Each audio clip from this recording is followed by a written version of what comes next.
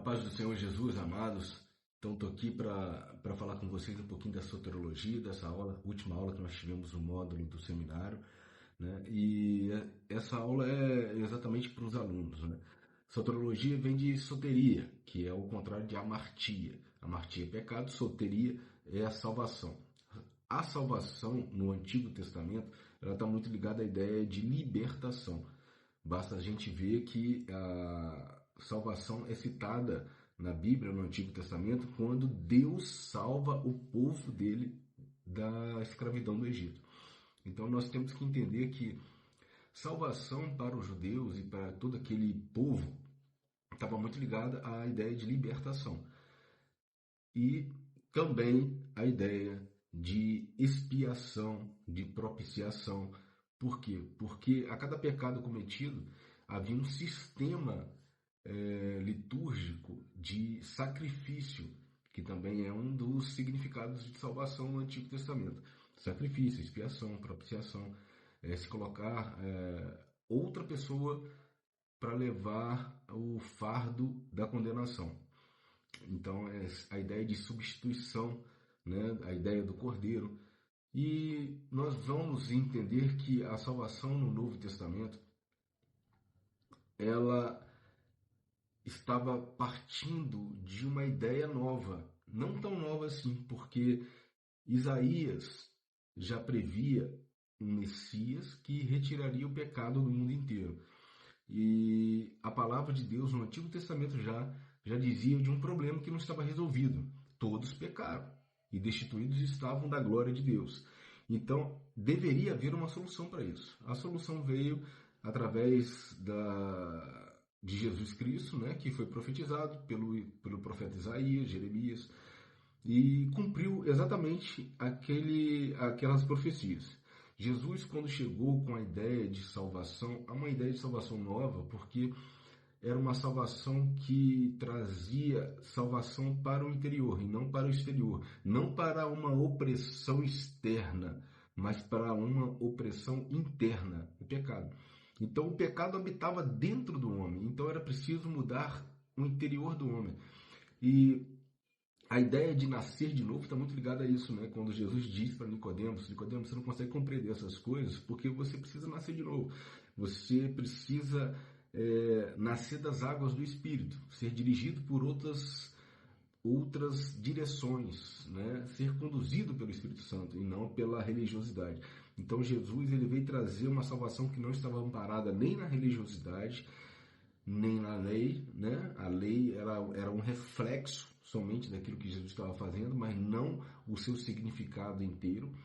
E tanto é que os judeus, o povo de Deus mesmo, não entendeu Jesus. Os próprios discípulos esperavam Jesus como um libertador, como um Deus homem que reinaria. É só lembrar que João e Tiago disputaram ali, né, a esquerda e direita do nosso Senhor. Ele falou: Senhor, quem sentará à sua esquerda e direita? Permita que nós nos sentemos à esquerda e direita. Então estavam falando da esquerda e direita, eram os braços fortes do rei. Estavam esperando que Jesus, apesar de todo o ensinamento que eles já tinham recebido, eles estavam esperando que Jesus fosse, na verdade, um rei terreno. E Jesus deixou muito claro que o reino dele não era dessa terra. E a salvação era a salvação do pecado. Era a libertação de algo no interior do homem. E Jesus era exatamente esse cordeiro que tira o pecado do mundo. Jesus veio trazer um caminho. Que caminho é esse? Um caminho que não estava amparado nem na religiosidade, nem em fazer coisas boas. Efésios 2, versículo 8, diz que pela graça sois salvos. E isso não vem das obras para que ninguém se orgulhe. Então, esta salvação não estava amparada em obras, não estava amparada na religiosidade, estava amparada na fé em Jesus Cristo e na graça que ele estaria concedendo àqueles que acreditassem nele. Por isso que eu falo e teólogos afirmam que a salvação ela é colocada em 3 níveis. Eu fui salvo pela graça, aceitei Jesus, creio pela fé que ele morreu no meu lugar e ele é o Senhor, o nosso Deus.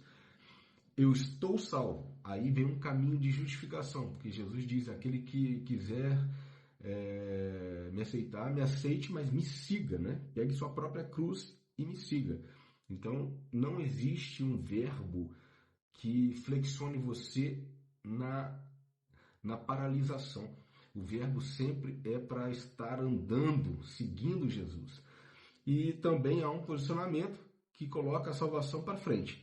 Então, eu fui salvo pela graça, estou salvo pela justificação ou santificação, pela renovação da nossa mente de glória em glória, assim como Paulo diz, e serei salvo. Aí nós colocamos um outro nível de salvação, que é a salvação final, o estágio, esse caminho que Jesus leva, porque a salvação ele é a porta, a salvação ela é o caminho, e a salvação deve levar esse caminho deve levar a algum lugar, que é exatamente a glorificação. Nós receberemos um corpo glorificado e recebereis a coroa de glória. Esse é o estágio final da salvação. Então nós temos que nos posicionar de forma bem radical, aqueles que afirmam que uma vez salvos, salvos para sempre. Não existe salvação sem posicionamento. Não existe salvação sem atitude, sem ação do homem, sem um desenvolvimento mental de renovação, posicionamento mental de renovação de glória em glória. Isso parte da vontade do homem, isso parte de uma decisão do dia a dia de você querer seguir Jesus. Então, em nome de Jesus Cristo, eu creio que nós colocamos aí os principais tópicos dessa última aula. E eu coloquei um exemplo, esse exemplo ele surgiu na aula, é um exemplo muito bacana, que Jesus ele nos deu uma fiança, né? Uma fiança da condenação. E a fiança no direito, né? A fiança ela não extingue o processo, ela só te tira da prisão, ela te liberta do pecado, te traz uma situação onde você é liberto do pecado, mas o processo que pode levar à condenação continua movimentando. E é exatamente isso que acontece com a salvação. A salvação, em primeiro nível, ela te tira da cadeia, te liberta. Mas o processo continua. Esse processo pode ser de absolvição final. Se você levar um caminho de santificação, você vai receber a coroa de glória, você será absolvido e receberá um corpo glorificado, a ressurreição, ou será condenado. É exatamente isso. Então, um grande abraço, Deus abençoe vocês e até a prova.